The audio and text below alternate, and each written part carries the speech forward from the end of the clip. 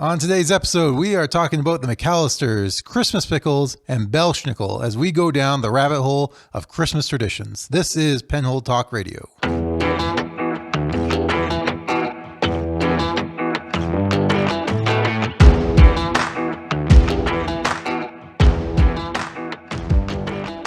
Welcome to the show. Thank you for joining us and spending some of your holiday time with us. Merry Christmas. My name is Brian Constantine. I am here with my co-host, Michael Rowland. Hello, hello. So we've tackled some heavy subject matter over the last couple episodes. Today, prepare for a hard right. We are going into the light and trivial today. And I guess this is probably going to be the last episode before Christmas and into the new year. And if you've been with us for all 10 episodes now, this is the 10th one. Thank you. This has been a fun experiment that we've engaged on. Yeah. We don't know how this was going to turn out, but it's been a fun little journey that we've tried out, and we'll see what the new year brings. But since this is the last one before Christmas, we decided to look at take a Christmas theme approach to today. And you know how YouTube is really good at roping you into watching the next video. You start out watching a movie trailer and wind up watching some video teaching you how to talk to an animal. You can wind up down quite the rabbit hole. Yeah. You just never know what you're going to end up finding or what the YouTube algorithm is going to shoot at you. Yeah. They seem to have it pretty good, though. It takes some self-control sometimes to stop that. But this time I went with it, but not with YouTube. I went with it more with Christmas theme and more with Wikipedia. We'll get to that a little bit later. But Wikipedia is really good for getting you to click on the next link. Yeah, they feed you the links throughout the article, and so you see something of interest in one, and it draws you into the next, and you can find quite the chain of information. Yeah, it's quite fun. Like I said, we'll get to more of the Wikipedia side of things in kind of the second part of the episode. But yeah, it's you look at a Wikipedia article and you start on one subject, and it's so convenient because they mention something interesting, and it's usually in the nice blue hyperlink. It's like, oh yes, I can find out more about that exact thing. And you click on it, and all of a sudden there's a whole new area for you to explore and discover and be distracted by, and then have to remember what you actually started looking up in the first place. But so today, the first rabbit hole we want to go down is Christmas movies. And since it's middle of December, I'm sure you've all kind of broken out your Christmas stash of movies. I don't know what ours usually gets stored in the basement underneath the stairs, and then they get brought out usually mid-November. What's the proper starting time for Christmas movies? I used to treat it as December 1st. It was always you wait until December, all the Christmas stuff waits till then. I'm finding more and more with kids, I'm okay with pushing that a little bit sooner. Yeah. Getting them excited about it. I'm okay with starting kind of that mid-November, late November kind of time frame. Yeah, it's probably closer, a little bit later. It depends on when it comes to the Christmas movies. Some of them don't feel like you can watch them until December, though. You might break them out, but like for me, White Christmas has always been one of my favorite. One of the Bing Crosby, Danny Kaye movies, but that one. It doesn't feel like you can watch it too early or like the Grinch movies, ones that are like explicitly Christmas. Yeah. It feels like it has to be December, and best if it has snow outside or something like that. It doesn't feel like you have permission to, but other ones, I'm thinking, let's see. Can we say Die Hard? The Christmas adjacent movies where like Die Hard, it happens during Christmas. Yeah. It's a work Christmas party, but it really doesn't have anything to do with Christmas. Yeah. That's just kind of the context. Yeah. They're kind of like lead-ins. They're not full-fledged maybe. And this is a little off the script that we're kind of, but I wish I didn't look it up. But there's a guy on YouTube. I think he's part of a larger channel. I forget, Film Joy or something like that. But he has his own little kind of subset of videos called Movies by Mikey or Movies with Mikey. And he does these kind of video essays on different movies, whatever he decided to make a movie on. But he'll do like a 20-minute video essay on, say, John Wick and why he likes John Wick. And it's kind of a little zany and off the wall. But he did one last year where he like rated. He came up with a movie rating scale to determine how Christmassy the movie is. I think I saw a little bit of that. And so there's like 20 movies, but he's got like a checklist and a checklist about 12 different criteria on some sort of scale. Right. How much Christmas is referenced? Is there a tree involved? What time does it happen? Is there a Christmas theme that's kind of central to it?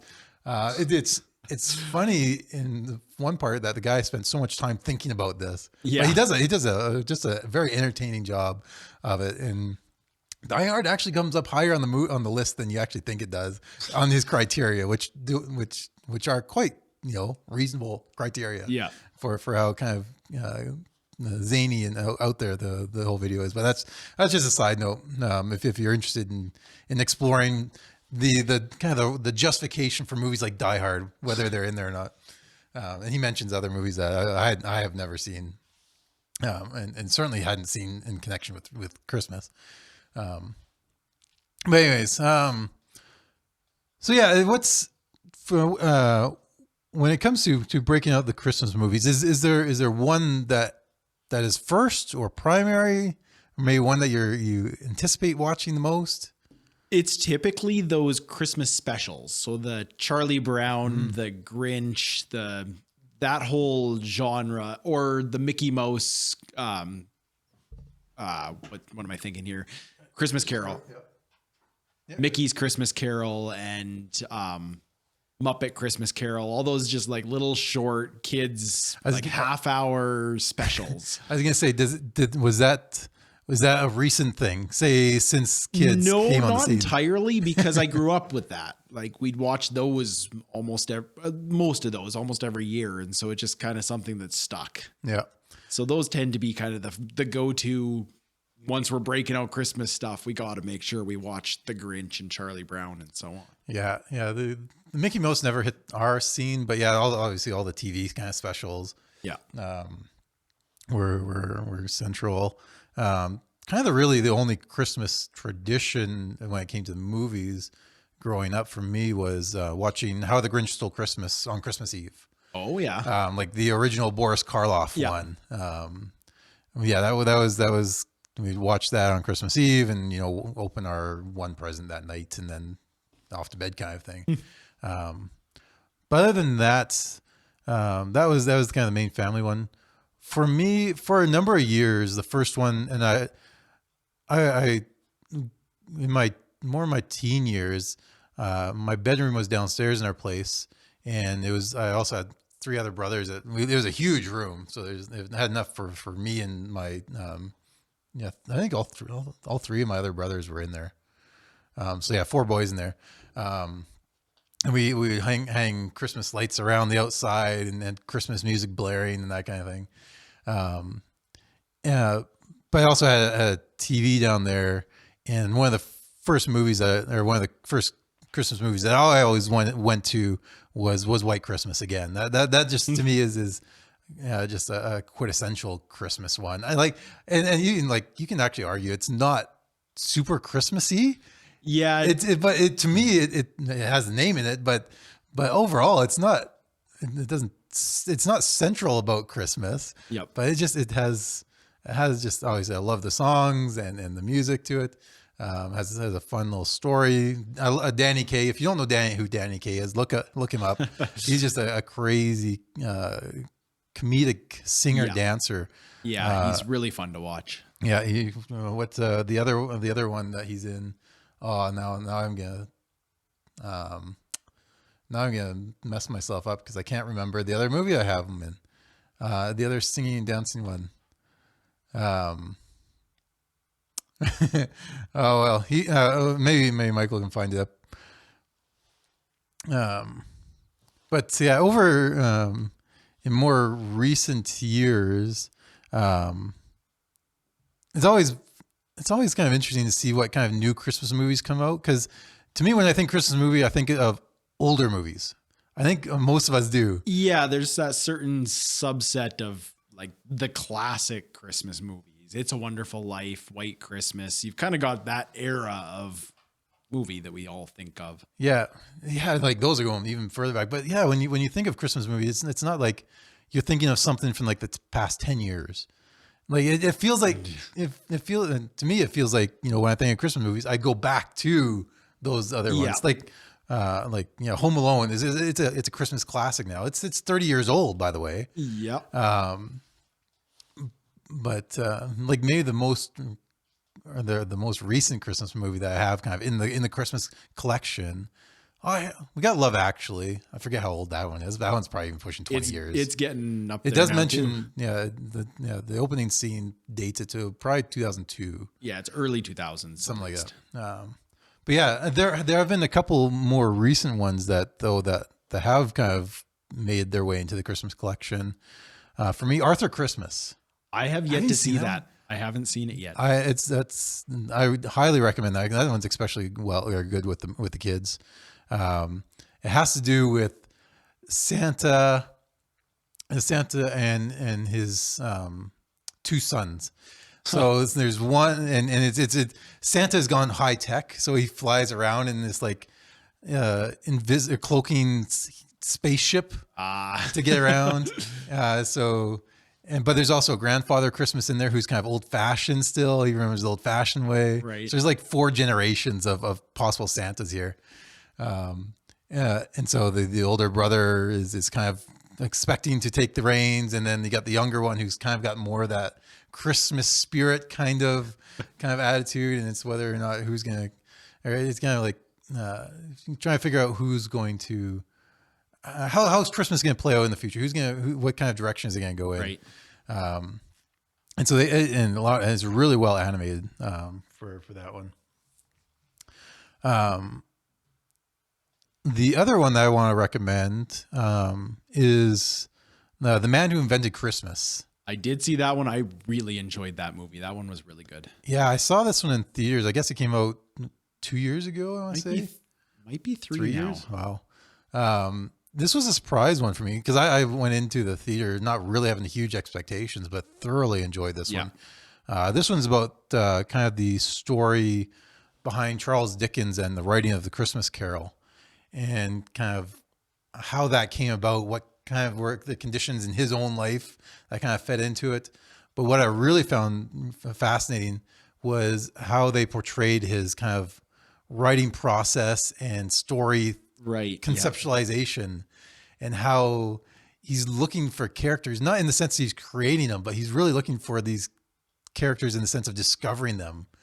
And particularly he's trying to think up the character that would become Scrooge, but he really doesn't have Scrooge, the character, until he comes up with his name. And so you see him struggling with what kind of name does this guy have? And that really just sets it off. And then these characters kind of come to life. But that kind of, you see kind of a parallel between his real life and his kind of writing life, and how those are kind of meshed together and woven together. And it really is an entertaining movie. That's worth checking out. I think it would be considered a family movie. It just wouldn't. I don't think the younger kids would be too interested in it. Yeah. But yeah, certainly, if, your 10-year-olds and up, I think could watch through something like that. I don't remember it being anything that's too intense or too inappropriate in any way. It just might be above the young kids. They wouldn't understand and wouldn't enjoy it. It'd be more of an interest level kind of thing. Yeah, for sure. All right. Another one we watched a couple years ago now, and our kids loved it. It's a great family movie. Was Noel. It's just a fun. It's got Anna Kendrick in it. Okay. It's just a fun one where she's the daughter of Santa Claus, and her brother's supposed to be taking over as Santa, and things go wrong, of course. And it's just a fun, cute family movie, and it was really really enjoyable. I Never kind of came put it in across that one. similar class to like the Santa Claus. It's just Okay, yeah. goofy, magical, fun story. But yeah, it was definitely a good family friendly one. Now, a couple of weeks ago, I kind of teased some facts about Home Alone, and so I compiled these to fulfill that promise. So I compiled a list of a kind of a little trivia about Home Alone. For me, this is a Christmas classic. I don't know what it is. It is every you know every beat, you know every aspect of it, you know all the traps, you know all the gimmicks that they put into it. And yet it is just completely rewatchable. Like I never get bored watching it. Yeah. One kind of little trivia right off the top. I came across this. I didn't know this one beforehand, but this is very popular in Poland still. In Poland, they have this movie airs on Christmas Eve, I think on one of the local stations there. And it still attracts a huge audience. It was played there. Let me see here if I can find it again. Here it is. Home Alone. It's played on the local TV station there. In 2010, they didn't play Home Alone. And over 90,000 people protested on Facebook about it. In 2016, 4.4 million Poles tuned in to watch it. Wow. And so it's very popular still. I guess once you develop that tradition, that's right. It becomes something people just do. Yeah. It's their tagline now is Christmas without him. It's absolutely impossible. Referring to Kevin, I guess, the McCallisters and everyone else there. But yeah, there's the first bit. So it came out in November 1990, and it's written by John Hughes. And if you're not familiar with John Hughes, you know his movies. He's incredibly prolific in some of the popularities of these movies. Actually, Home Alone, Breakfast Club, 16 Candles, Planes, Trains, and Automobiles, Uncle Buck, Ferris Bueller's Day Off. I haven't watched that one. He also wrote Christmas Vacation, National Lampoon's Christmas Vacation. He apparently actually started the entire National Lampoon's Vacation series. There was actually something prior that apparently he wrote a short story and they based the entire thing off John Hughes' work. Yep. So he has quite the credits to his name. Yeah. So these are late 80s into the 90s kind of hits that they're just completely rewatchable and become really kind of cultural landmarks as far as movies go. So John Hughes wrote it, and initially Warner Brothers was going to produce it, and initially John Hughes quoted them $10 million, but as things got on, he quickly thought that this might go beyond it, and wasn't sure Warner Brothers were going to be happy with that. So he actually secretly went to Fox Studios. I think, Fox Studios, and asked them if it falls through with Warner, would you guys pick that up? So he actually got them a script when this is against movie protocol and I think probably legal requirements when it comes to legal. Yeah, you can't just be passing it around every studio once you've already signed on. Yeah, and so he had kind of a backup plan, and in fact, it did go over. So he said 10 million. This is 1990, so 10 million. That's still, I think, still a low amount for movies at that time. And it started going over to about 14 million. Warner Brothers said pare it back a little bit. The director didn't, or the people, or the people making the movie said, no, we can't do that anymore. We can't pare back. Warner Brothers basically closed the book on that. They shut down production on it. And it was like the next day, Fox Studios says, we'll take it. And so in total, I think it costs $18 million to make. Man, I bet Warner's regrets that decision. Yes, but only in hindsight. We'll get to that, because I know no one knows what this little Oh, thing is of going to be. Like course. this is a kind of a silly Christmas movie, and it's John Hughes, so he's got some credibility, but still, you can't expect this to be blockbuster or anything like this. It ended up being directed by Christopher Columbus. Again, another actually name that you're probably familiar with. He's a big time director. Yeah, Christopher Columbus. He directed this one, Home Alone 2. He actually directed the first 2 Harry Potters. Really? And he's still, I think, a producer on those. So he directed those. He's a producer on Jingle All the Way. Oh yeah. Yeah. So Christopher Columbus, and his kind of production studio is 1492. So when you see that pop up at the beginning of, I remember it popping up at the beginning of Jingle All the Way. That's how I saw it. But yeah. So yeah, he's got some. He also got some. He wrote the Goonies and the Gremlins. He wrote those in the 80s. Yeah. So those are iconic 80s movies. Yep. And Christmas Chronicles 2, as I remember my IMDb searching. Christmas Chronicles 2, he directed that one as well. So that's the Netflix one from a couple of years ago, or last year actually. So Christopher Columbus gets on board. He had the chance to direct Christmas Vacation the year prior, but he didn't like the way Chevy Chase was treating him, so he backed out of that. And so John Hughes came and gave him the possibility of writing or of directing this movie of Home Alone. So this movie is released out in November of 1990, and it earned $16 million in its opening weekend, which is not too bad. You actually kind of almost get back your investment, but it's not a ton. It does, but it is the first. It is number 1 in the box office that year or that week. It proceeds to be number 1 at the box office for 12 weeks in a row, and it doesn't get bumped off number 1 in the box office until February. I think it says middle of February of 1991. Wow. That is quite a stretch.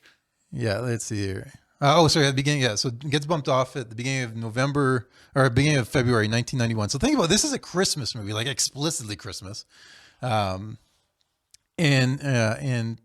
it launched in November, stays number 1 for 12 weeks in a row, and then it remains in the top 10 until April 26th.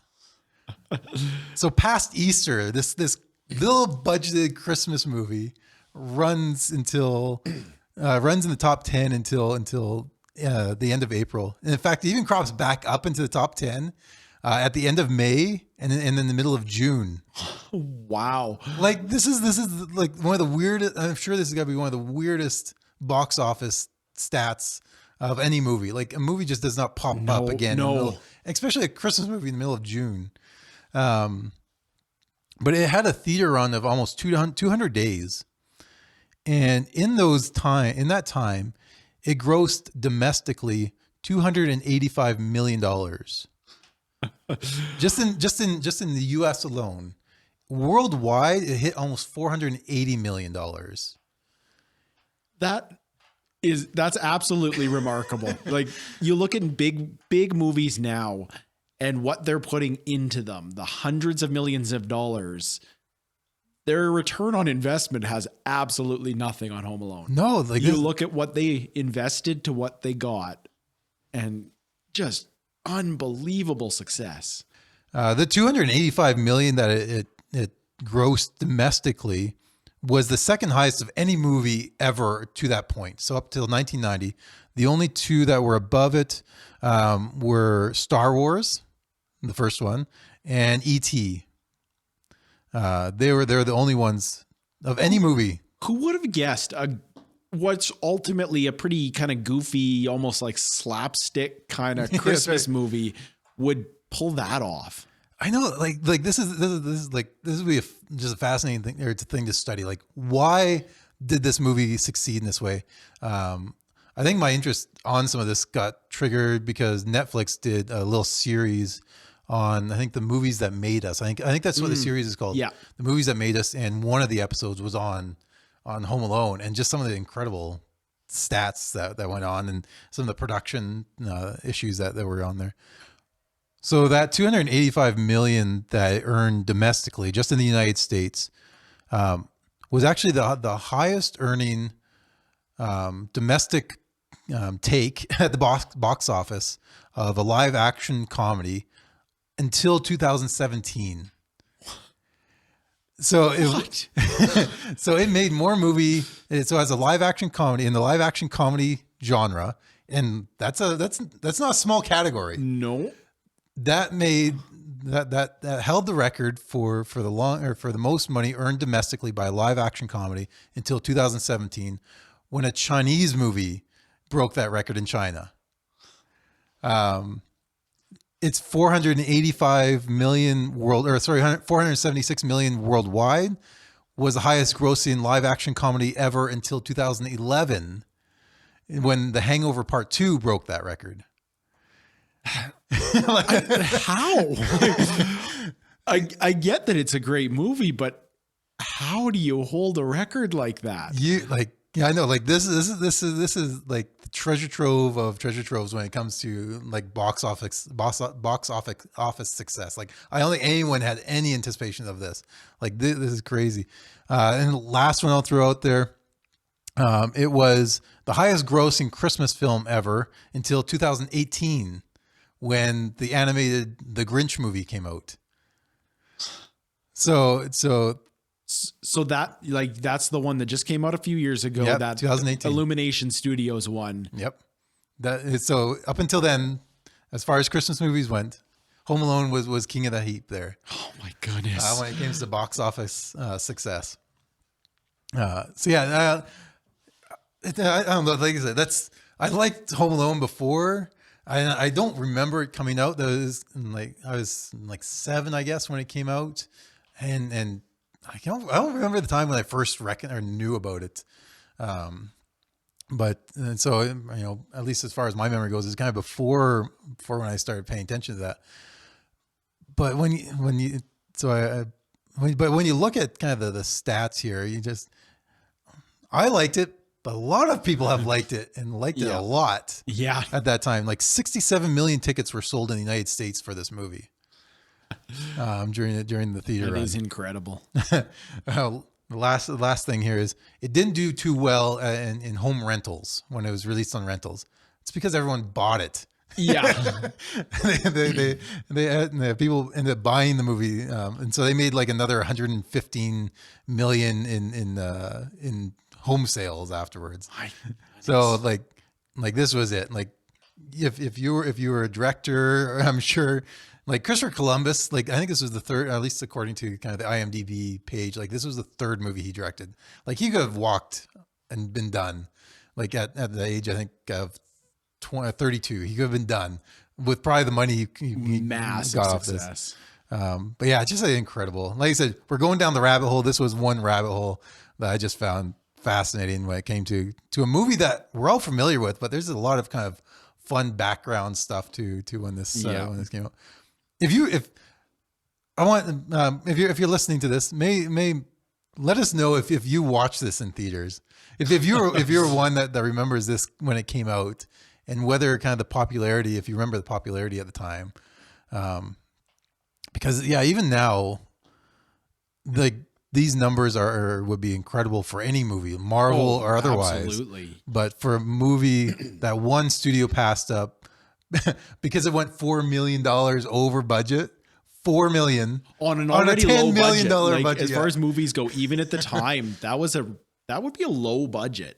Yeah. Now it's a Christmas movie. Yeah. Nobody's going to sink $100 million into a Christmas movie. It's just at least not, at that time, yeah. It's not going to have the return, or at least you wouldn't anticipate the return on investment. But yeah, few million over, and they dropped it. Biggest mistake they could have made, but just who could have guessed? Incredible. So there is the Christmas movie rabbit hole for you. So moving on to our second rabbit hole, and the origin for this one, what got me going down this one, was I was filming I was filming a Christmas special. Not that feels more lofty than what it really is, but I'll plug it anyways. I was filming a little Christmas special for for Roy Mitten and his ministry, Your Thriving Family. Yeah, we interviewed him a couple episodes ago, but we're putting that together. And we were at, I'll throw another plug in for Parkland Nursery and Garden. We're filming up there, and they had some Christmas ornaments on there that are for sale. And one scene that's going to end up getting cut from the special is Roy picking out an ornament, and particularly the Christmas pickle ornament. Oh, that's a fun one. Are you familiar with the Christmas pickle? Vaguely. Okay. I've run into a few people that talked about the Christmas pickle thing, and all I know about it is it's somehow tied to German heritage of some kind, and it's something about hiding a pickle. Yeah. So how recent then have you come across this? Because for me, like maybe if I think hard enough, maybe I've heard about it, some rumors in the past, but maybe on the last couple of years. But this is the first time I could say yes. I think the first time I remember hearing about it was probably about 4 or 5 years ago. Okay. It's not a long time ago, but I don't know. I heard about it before too. It's just never stuck. Yeah. Okay. So yeah, I don't know how widespread. Let us know if you have a Christmas pickle on your tree. But anyway, so this got me down this rabbit hole. This is what started it. And yeah, so generally, I guess the tradition is that the pickle is hidden on Christmas Day somewhere on the tree, usually, I think. And then whoever finds it, usually gets an extra present or gets to open the first present. Maybe it's less or a little more abstract, and then you just get it's going to be a good year for you if you find the Christmas pickle. At least that's kind of I think the tradition that most people have when it comes to this. Now that's interesting, but trying to figure out the origins is another thing. This thing is hard to pin down where this whole thing started. You would think that it'd be peculiar enough that people would say, okay, yeah, this is the first guy that decided to use a pickle and associate with Christmas. Like, who does that? Yeah. But no, there is no consensus on it. There's a variety of different traditions. The common, at least the initial thought was that this was a German tradition. And yet when Germans were asked about this tradition, I think only 8% actually knew what this whole pickle thing was. Yeah. And then only 2% of Germans actually incorporated it into their festivities. So it's certainly not a mainstream German thing. There's some thought that maybe it's kind of more localized to kind of the German-Polish border kind of area. But one tradition is that this started kind of becoming a thing during the American Civil War. So there's a Bavarian Civil War soldier who was captured. I can't remember what side this was on, but he was captured, and he got to the point where he's near starvation, and he's begging his captives for a pickle. And having mercy on him, the captives provided him with the requested gherkin, and the soldier credited that pickle with saving his life. And so that's maybe the Bavarian connection, German connection thing going on there, and that's kind of spread out from there. But Civil War, perhaps that was one origin. The other one though that I find much more interesting, and put me down a completely different channel in this rabbit hole, and into a kind of a corner that I think even Lewis Carroll would appreciate. Like, there's some strange characters down this way. Another tradition for the Christmas pickle is that originates with kind of this story of three kids, and they end up. It's either, the story goes that this is either a butcher or an innkeeper that they have to find some sort of lodging with. And so they proceed to stay with this butcher / innkeeper. Some of the story says that perhaps this is during a famine. And so the butcher / innkeeper proceeds to cut up these kids. and put them into a pickling jar. And the plan is he's going to sell them for money during this time of famine. And so there's your pickle connection, but the story doesn't end there. The legend goes that Saint Nicholas, the Saint Nicholas, comes onto the scene, discovers what the butcher has done, and actually raises the kids back to life and sends them on their way back home. And as a result, this evil butcher innkeeper repents of his errors and proceeds to become a companion with Santa. This is the tradition that's kind of emerged out of this. And just to stop on before we chase Santa's evil butcher, reformed, I guess, reformed evil butcher. Before we follow his story, the Saint Nicholas, and he's the patron saint of like 15 different things. Two of them are he's a patron saint of children and brewers, like liquor, beer, yeah. And part of it is based upon this story, or at least kind of the distortions of the story as they went forward, because obviously you can see why he's called the patron saint of children, based on this story, as he rescues these children from their fate. But because the story involves a barrel, he becomes the patron saint of brewers. Oh my goodness! Isn't that great? I love those connections. Let me tell you, we're following this rabbit hole, and so that was one little branch off. Yeah. Where Saint Nicholas got part of his credentials was based upon this story. So this evil butcher, feel free to jump in at any time if there's anything to throw in here.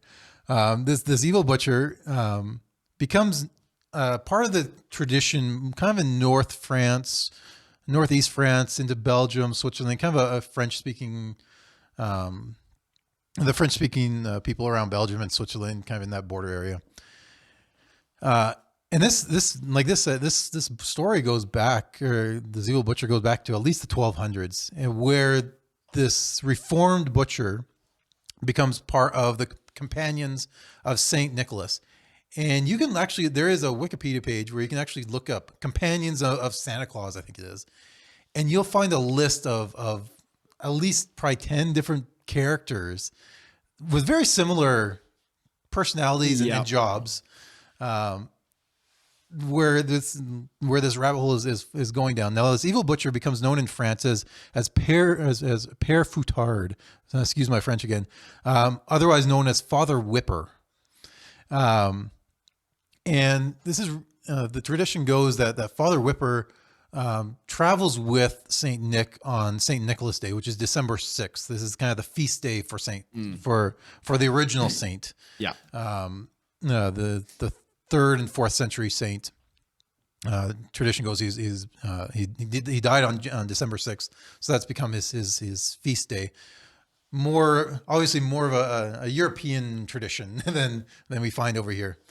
But Father Whipper comes along with Saint Nick, and originally he's kind of depicted as this kind of scraggly, black robed Santa. So he's kind of Santa's evil twin. And you see these in a lot of these companion stories, is that Santa is kind of the good guy in the story, giving gifts to good kids, a variety of different varieties, where Father Whipper or these other companions that we'll get to come along to punish naughty kids. And we're not talking about just coal in the stocking kind of punishing. Yeah. Oftentimes, these characters will come along with switches or with branches to beat the kids. They'll come along with bags to carry the kids off. What a way to terrify a child. We tell them they won't get a good present in their stocking. And over there, back in the 1200s, they tell them that if you're not good, you get kidnapped by this evil whipping monster. Yeah, this is more than just Grinch territory. Oh, yeah. Grinch is pretty tame according to when you look at these guys. And yeah, this might be where you want to be watching the kind of the video version of this, because I'll pop up some images of some of these characters that we're going through, and yeah, these aren't friendly looking people or creatures that they're depicted. And so later on, he goes from kind of black robe Santa, as it were, and he becomes depicted more as actually being black, and this. It becomes similar to another one of kind of these traditional companions of Santa Claus known as Black Pete. And this is more of a Dutch tradition. So the other one is kind of more of a French tradition. This is kind of a Dutch variety of it.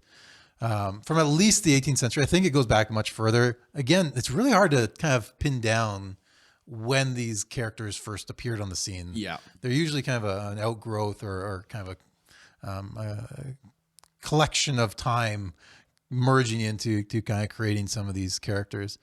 Black Pete, I'm not even going to try pronouncing Zwart Piet, something like that. Zwartepiet.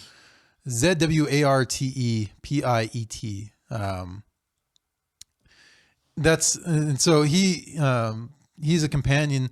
And one story, at least one origin, is that this Black Pete was actually originally a demon that was tamed by Saint Nick, and that's kind of a common theme with some of these other ones. Is that they're kind of start as demons, but then are somehow tamed or harnessed by Saint Nick and become kind of the evil companion. And initially, actually, in kind of the Dutch tradition, Santa Claus or Saint Nick or Sinterklaas was kind of portrayed, had more of that strict kind of disciplinarian side to him, right? Before that, those kind of characteristics were kind of transferred over to these other companions. So Black Pete became this kind of more of the Punisher, as it were. Again, very similar to Father Whipper. He would punish the kind of the naughty kids. And the fun thing about him, as time has gone on, and as you might already sense, given our own cultural moment, the term Black Pete is not so embraced. At least that's where it's told. At least that's where some protests have arisen. Black Pete isn't as popular. Yeah. And so more recently, he's kind of sanitized and called Sooty Pete. So he's black. Initially, the black, they're not sure. He first kind of depicted it in the 1850s by a school teacher as having dark skin, being black in character, and that might have been based upon the Spanish Moors. So these would be the kind of the African Muslims that had come up right centuries before. At least that's where the Moors came from. And so they had the kind of the darker skin tones, and perhaps that was where that original depiction was based on. Over time now, I guess it's okay to have. Well, so what would happen is Black Pete would be portrayed in blackface because that's the character. Yeah. But obviously, like I said, that's frowned upon nowadays. Culturally not acceptable now. Yeah. And so now, but if you call yourself Sooty Pete, you can put black stuff on your face, but maybe not as black, but it's soot from the chimney. Exactly, right? There you go. Yeah, we're getting around this. So you're not dressing up with blackface, you just got soot on your face. Dressing up in dirty face. Yeah, I don't know what the difference is. But generally Sooty Pete is considered more acceptable nowadays. In fact, I'll have to rewatch it. I have the series of The Office on DVD. I know there's a Halloween scene in one episode that they've cut from the DVD version that was initially aired. I remember that. Yeah. But another scene, I'll have to double check whether it's still in there. But I bet you if you streamed it, it's not there. There's an episode or one of the characters at one of the Christmas parties. Again, I didn't look up the episode that's on. I should have. Actually, it might be Dwight Christmas. It might be Dwight Christmas because we'll tie this back in to our next character. Remember, we're going down this rabbit hole. We got to make connections here. All these connections. Everything ties together. Yeah. There's a Black Pete character on one of the episodes of The Office, and it's only a brief scene if I recall it. I only remember it because I had no idea why that character is even there. It's just so weird. Yeah. To see him dressed a guy in blackface like that. But it was Black Pete, and I didn't know it at the time. If you don't have connections to the Dutch tradition, especially based on our Christmas traditions and our understanding of Santa Claus and everything in North America. Yeah, we got Coca-Cola Santa. That is pretty unusual. Yeah, our Santa is just big jolly guy with the red suit, and his only friends are a bunch of elves. Yeah, he's pretty tame over here. Yeah. I'm liking this European culture here. This kind of the European storyline to Santa. Demons and guys who whip children. Yeah, it's pretty scary. I love the conflict. It's much more engaging. It just creates a lot more good interest. Versus evil. That's right. Even more funny is than The Office trying to get rid of Black Pete is that over the last decade in Dutch, they've actually there's been clashes between anti-Pete and pro-Pete groups. So there's people clashing over this Christmas character. Yeah. And sometimes violently. I think most notably in 2017 and 18, there's clashes between these anti and pro-Pete groups in the Netherlands. What a thing to fight over. Yeah. But it's tradition. It's hard to just drop something that's been tradition for many, many years. Like this says what was it, 1850? At least was the first time he was illustrated. Yeah. So it's been around for a while. Yeah. And actually, he's up until the last few years, he was actually very popular still with the Dutch, like 80% approval rate as far as people. I think that's come down a little bit as kind of the cultural events and tide has kind of crashed a little bit more on European shores from North America. We're sorry about that. But some of the things that are happening in North America, I think are affecting some of the perceptions over there now, as far as this kind of black characters, black face. But he's still much more popular than he is maligned, as much as these clashes might indicate their opposition. But yeah, so we got Father Whipper, we got Black Pete, and I know we're running a little bit long, but we'll wrap up with one more with Belshnikel. And then remember, here's a tie-in, because first of all, the tie-in is he's just another one of these kind of companions of Santa characters. But Belshnikel was also depicted in Dwight Christmas in one of the Office episodes. Dwight Schrute, if you're a fan of The Office, and really, who isn't? You probably. I don't think so, right? You haven't got into it. I don't watch the show. No. Oh, well. We can't all be perfect, I guess. I don't know. But anyways, we got he dresses up as Belshnikel, and it's kind of this woodland creature with twigs kind of sprouting out of his head, kind of portrayal. And when you look at other pictures, that's what Belshnikel is. This comes more from a German tradition. This character, again, he has kind of the punishing role of punishing naughty kids, but he more than the others, he actually does have some reward properties with him. He does carry around, I think, cakes with him. Pockets full of cakes, candies, and nuts for good children. So he treads into a little bit of the Santa territory. But yeah, he goes by Belshnikel. Other names, Kris Kringle, so very similar to kind of the Kris Kringle version of it. But yeah, he kind of he doesn't travel with Saint Nick like the other ones do. The other ones come along with them, kind of usually around Saint Nicholas Day. Belshnikel comes in before Christmas and kind of checks in on the kids and carries them off if need be, or delivers treats to the good ones. But Belshnikel would be kind of a more of a German tradition. And then, yeah, there's just so many more other ones. Krampus is another one we probably won't get to, but I'll just worth mentioning, just because this Krampus is again more of kind of on the demon side of things. Yeah. He does. I don't think he has any redeeming properties, whereas Belshnikel has just at least a little bit. Krampus is more Austrian. The articles are saying Alpine kind of tradition to him. With him, the Austrians actually made Christmas cards with him on it in the late 1800s, early 1900s. Yeah, just thinking about that, you getting a Christmas card with this picture of this like black hairy demon with horns and saying red tongue sticking out. Greetings from Krampus. Yeah, that is a whole nother thing.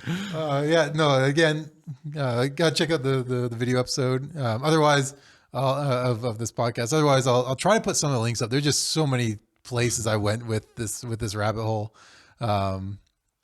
If you get a chance, I'll put a link up for Grilla and her 13 sons and their cat. So she is the what was it? She was the Christmas witch. Yes, from Iceland. This is the Iceland tradition, and it's worth looking up because she has 13 sons, and it's kind of like a perverted view of the 12 the 7 dwarfs, because her 13 sons all have these different names based upon what they do. I got slowly. There's a couple here that's worth looking up. There's a spoon licker, pot scraper, bowl licker. These are some of the names of Grilla's sons. Sausage swiper is another one. Doorway sniffer. So this has to do with kind of apparently in Iceland they make this leaf bread. It's like some sort of Icelandic Christmas bread, and this doorway sniffer smells it out. Candle stealer, so there's just some really good ones. And then the Yule cat, who's kind of her pet, the pet of Grilla. If you're looking for a little bit different angle on Christmas traditions, take a look at some of these European traditions, because we have really sanitized and polished up our Santa Claus over here. Yeah. Far beyond what maybe the original Saint Nick was, and then certainly a lot more sanitized than what the European traditions are. So if the song about Santa Claus checking his list twice seems a little harsh to you, fear getting cold, just look at the European traditions. You'll feel so much better about our glamorized Santa tradition. And you really have to see some visual depictions of some of these creatures to really get a full appreciation of what we were talking about. But anyways, thank you. Yeah, this is hopefully this was as entertaining for you as it was for me to go down these rabbit holes. Like I said, this was a much lighter, more trivial view, but hopefully it as well gave you just a little bit more information about something. At least I don't know what use it is. Learn a little more about the world. Purely entertainment. Yeah, broaden your Santa Claus horizon a little bit more. But anyways, thank you for joining us. Again, we'll hopefully be back in the new year. We thank you for joining us along with these 10 episodes. Let us know what you've thought about this. Like I said, we're just kind of winging this and seeing what sticks and what kind of works. So let us know your thoughts and what you think about this going forward. But otherwise, Merry Christmas, Happy New Year. My name is Brian Constantine. And I'm Michael Rowland. And this has been Penhold Talk Radio.